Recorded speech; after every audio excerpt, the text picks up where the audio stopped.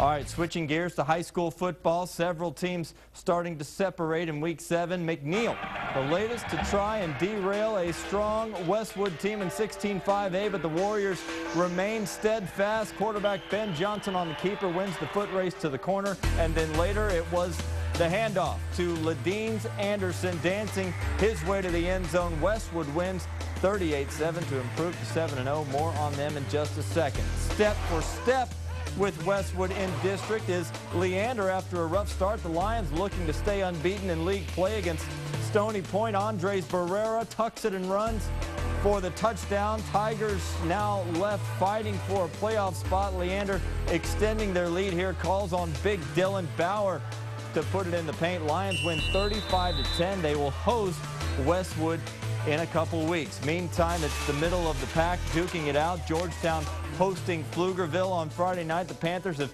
turned their season around. Adrian Dilworth plowing in for the score on their opening drive. Eagles did their best to keep up. Brent Ellerby rolling out, hitting Michael Smith and matching them with a touchdown, but they fall just short. Blaine Krumke lofting it up for Elvin Iloka, and Pflugerville with a huge defensive stop to seal the win, 20-14. We'll see where they stand this week, home to Leander.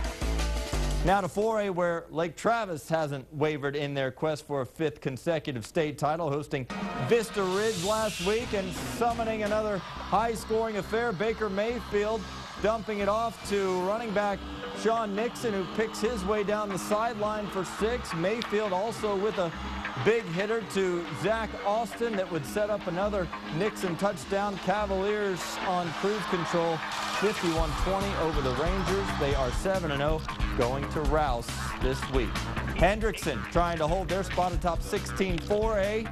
Friday against Bastrop, slow first quarter, but the Hawks have a playmaker in Dajae Johnson, dangerous in the open field, slips past the defense, takes it in for the touchdown. Bryce Helton then, Hendrickson quarterback, chased out of the pocket, keeps the play alive and finds Reed Mitchell for the score. 41-14 the final. Hendrickson clearing some big hurdles already. They stay perfect in district with 2 games to go. Fighting for position right behind them were Hutto and Connolly on KBVO. Saturday night broadcast from Friday night. High-scoring affair and a frenzy to finish out the half. Brian Higgins to A.J. Lopez. Great catch to go up 2 touchdowns, but they couldn't shake the Cougars.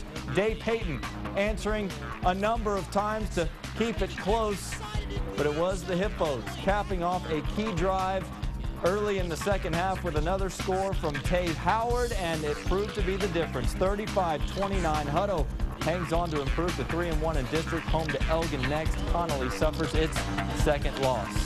Finally, down in 3A, a battle of unbeatens. Wimberley on the road at a Canyon Lake team on the rise, but no match for the Texans. Brady Lambert heaving it up for Davis Holloman on the home run ball. That's a touchdown. Lambert would then keep it himself on another touchdown scamper, and Wimberley steamrolls a playoff contender 50-14. They've won each of their district games by 36 points. Hill Country showdown home to Fredericksburg this weekend.